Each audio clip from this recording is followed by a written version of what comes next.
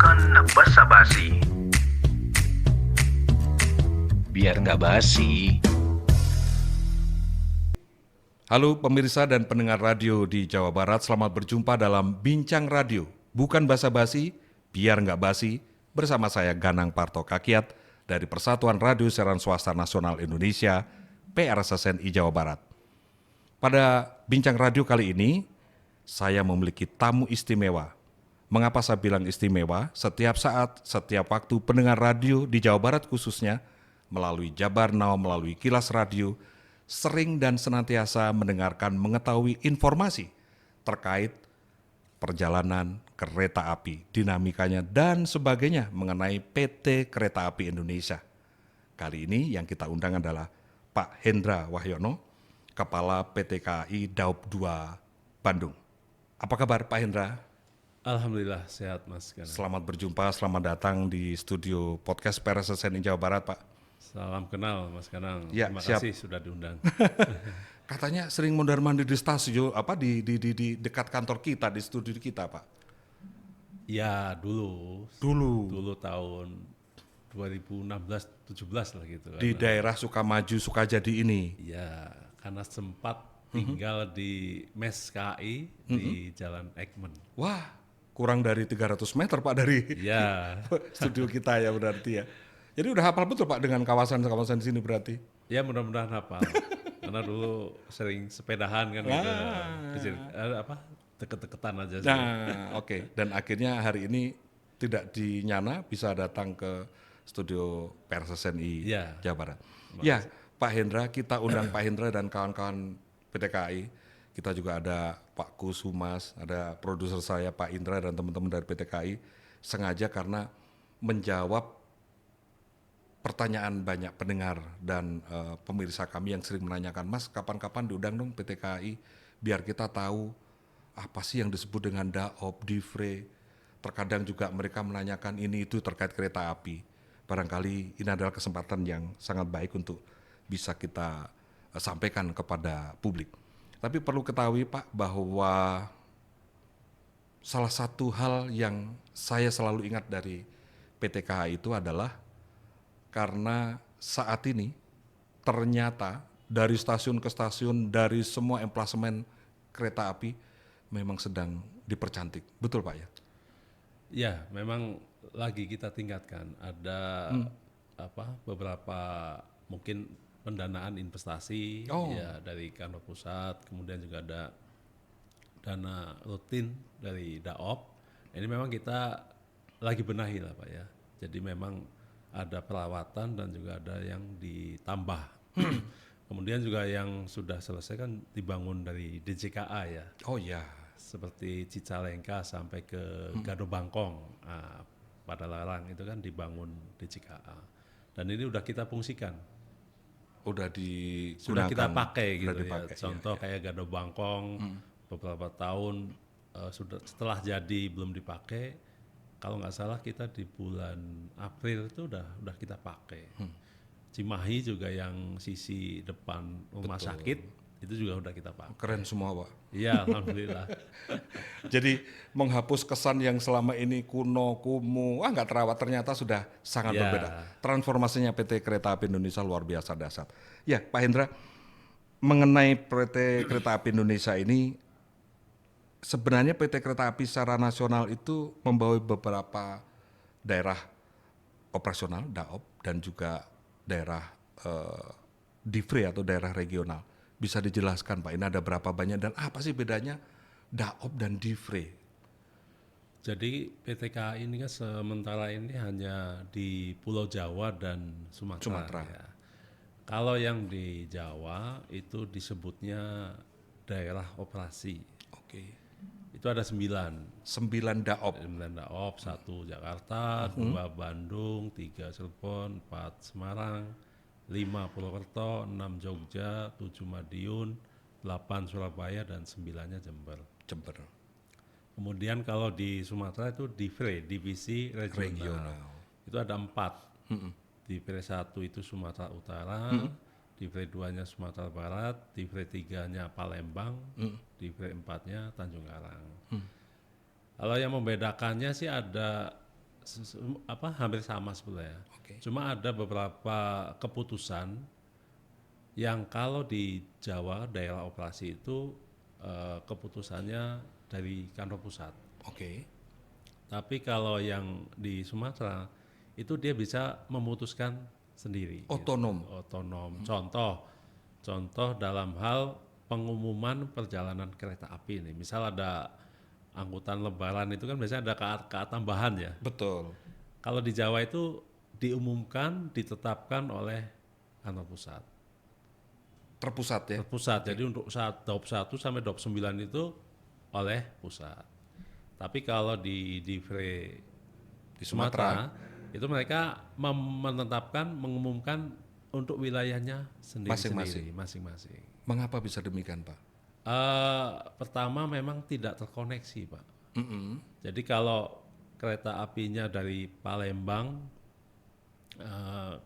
atau Tanjung Karang itu kan nggak mungkin ke Sumatera Utara gitu atau ke Padang, belum ada jalannya gitu. Tapi kalau di kita, contoh yang belum lama kita launching kan kereta api Sangkuriang itu Ya, sampai Banyuwangi. dari DAOP 2 sampai ke DAOP 9. Paling panjang. Iya, kedua terpanjang sih sebenarnya. Kedua terpanjang sebenarnya, Iya. Pak. Yang nomor satunya Blambangan Express itu dari Pasar Senen Banyuwangi. Tetap itu yang terpanjang. Karena melewati banyak daop, akhirnya dari pusat keputusannya. Karena ini terkait juga perjalanan kereta api yang lain. Betul. Kalau tidak diatur satu, Ya nanti akan mengganggu jadwal KA yang lainnya gitu. Jadi itu sih daop dan divre-nya di situ. ya. Pemirsa pendengar Radio Jawa Barat jadi paham ya daop dan divre. Jadi selama ini mungkin pemirsa juga sering naik kereta api lihat tulisan pelang di stasiun, Ya. di emplasemen gitu. Daop apa sih? Saya juga pernah ke Padang, Pak, ini kok beda kenapa gitu. Ya. Nah, sekarang sudah terjawab. Lalu apa yang membuat pembeda daop Bandung dengan daop yang lain, Pak?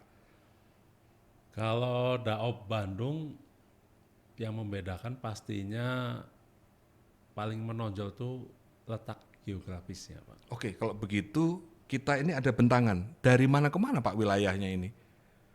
Kalau di KI itu ada 2 peta wilayah sebenarnya. Oke. Jadi kalau secara geografis atau panjang rel itu ada namanya batas wilayah daop. Ya. Batas wilayah daop. Ya. Oke. Nah, ada lagi yang keduanya itu batas wilayah pengendalian.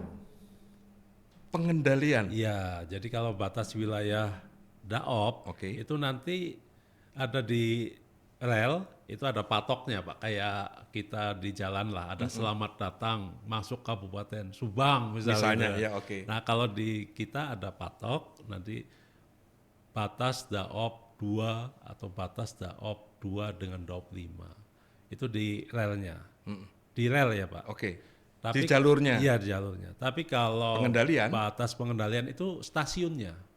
Stasiun terakhirnya di ujungnya. Iya, contoh Oke. batas pengendalian DAOP 2 itu kalau ke Jakarta itu stasiun Cikampek. Itu terakhir. Iya. Paling barat. Paling barat. Iya. Ya. Kalau paling timurnya stasiun Banjar. Stasiun Banjar. Iya. Jadi stasiun kecil di timurnya Banjar sudah bukan lagi daop 2. Bukan. Nah, stasiun Cikampek itu sebenarnya bukan stasiun DAOP 2. Loh. Karena kan batas pengendalian. Oke.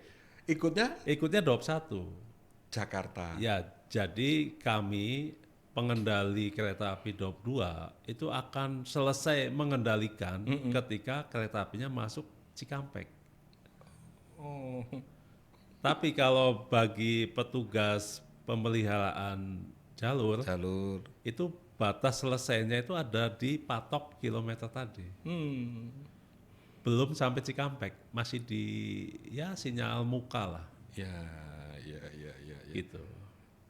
Saya jadi tergambarkan, Pak. Ternyata ngurus PT KAI itu tidak semudah yang kita bayangkan. Beli tiket, naik, nyaman, tidur.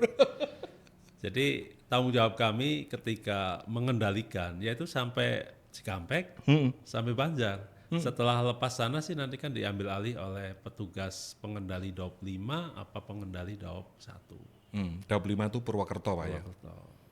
Pantesan suatu saat pernah terjadi orang tertemper kereta api di timurnya Banjar, reporter saya suruh konfirmasi. Ya.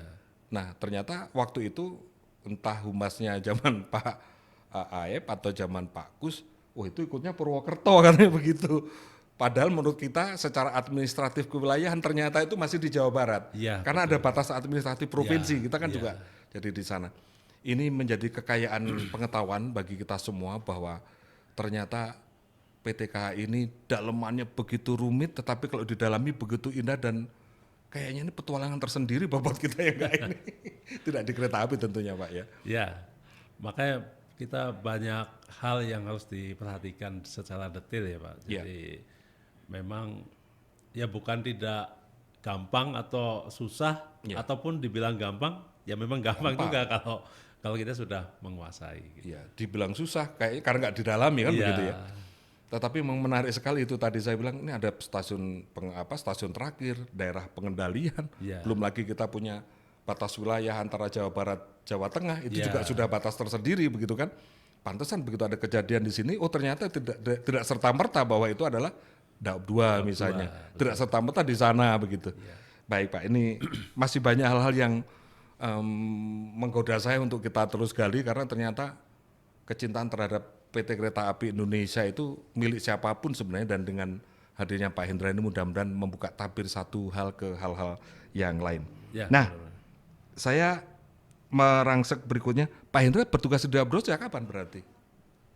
Kalau di Daop 2 ini bulan November Pak. Sebelumnya November tahun 2025 25. Oke. Sebelumnya di kantor pusat. di kantor pusat. Ya. Sebelum di kantor pusat pernah di Daop mana aja? Pernah di Kepala Daop 7 Madiun. Oh di Madiun pernah. Ya.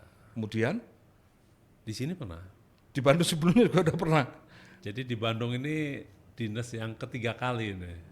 Keluar, masuk lagi. Ya, mulai menjabat manajer operasi Oke. di 2015. Kemudian masuk lagi sebagai deputi Kadaop itu di 2019. Kemudian masuk lagi ke sini sebagai Kadaop di 2025 tadi bulan 11. Keluar masuk saking waktu yang sebegitu membentang panjang pada zaman yang berbeda-beda Pak, karena sekarang dalam detik yang berbeda aja udah berbeda. Ada pengalaman yang paling mengasihkan nggak Pak? Pada bagian mana ini? Kalau pengalaman yang mengesankan dari sisi kebaikannya pasti itu. Ketika kita melayani zaman COVID ya. Oh, pakai 2000, masker. 2019. Aduh Pak, jangan diulang lagi Pak. Harus pakai tes dan sebagainya. Ya dari dulu itu 2019 itu kan kalau boleh dibilang Daop 2, KI-nya Daop 2 itu zaman emas lah, puncaknya. Puncak-puncaknya namanya Argo Parahyangan. Tahu-tahu Sampai kurang lebihnya 40 KA per hari ya, bolak-balik ya. saking padatnya. Saking padatnya, begitu COVID, nol. Nggak ada yang jalan. Saya hanya nungguin stasiun Pak. Sepi Pak. Ya nggak ada keretanya, yang mau naik siapa juga. Kios tutup, Apalagi porter nggak ada yang berseliweran. ya. Jadi nungguin stasiun, nungguin ruang VIP, nyanyi-nyanyi lah. Saking sepi ya. Saking sepinya dan kita harus meningkatkan imun kita. Dan kita nggak boleh pulang. Di karantina di stasiun. Ya. Yang maksudnya harus standby terus. Standby kan, nggak boleh pulang meninggalkan wilayah juga. Saya yang terkesan satu Pak. Mau pulang ke kampung halaman saja harus pakai, Ya, pakai surat keterangan lah, harus tes lah, rapid test lah, aduh macam-macam Pak. tapi satu-satunya tahun itu yang boleh lebarannya pulang, ya karena COVID itu saya pulang. Karena tidak ada masa posko.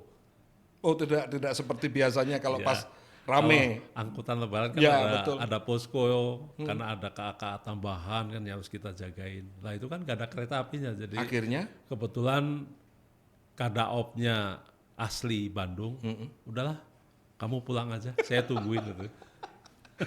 sebentar Pak. Itu yang dilakukan selain nyanyi-nyanyi, stasiun Bandung kan sebegitu gedenya Pak. Dari yang di selatan dan yang utara.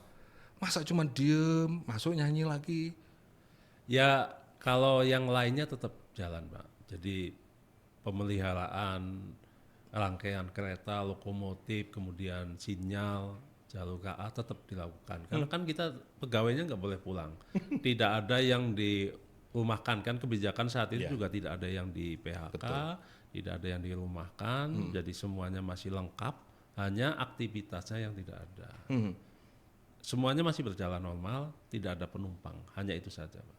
Yang lainnya stasiun dijaga, dibersihkan, bahkan Seperti biasanya, seperti biasa. apapun. Ya, bahkan waktu itu di wilayah Ciawi Tasik itu kan saya dengan BTP kereta api DJKA itu kan lagi ada peningkatan jalur KA. Nah, itu pendatang, artinya pekerjanya kan pendatang tuh dari Grobogan, dari wilayah Songgom sana Brebes, Brebes, Gerobokan tuh Purwodadi ya, dekat Semarang.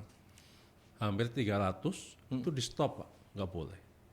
Supaya tidak terjadi penyebaran COVID tadi. Padahal ini lagi meningkatkan kualitas jalan rel itu sih.